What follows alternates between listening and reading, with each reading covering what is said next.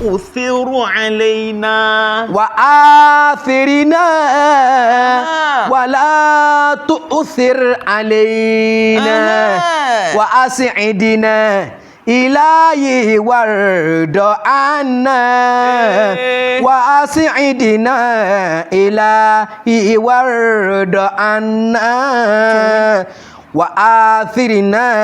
dákun wá gbé ọlá fún wa, wá gbọ́lá fún wa, wá gbọ́lá fún wa.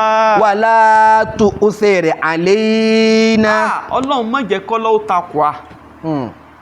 Má jẹ́ kọ́lá ó takò wá, gbọ́lá fún wa ni má jẹ́ ọlá ó takò wá. Má jẹ́ dáadáa ó takò wá, má jẹ́ oríire ó takò wá. Má jẹ́ dáadáa ó ká wa, má jẹ́ nínú ó takò wá Ọlọ́run. وآثرنا ولا تؤثر علينا.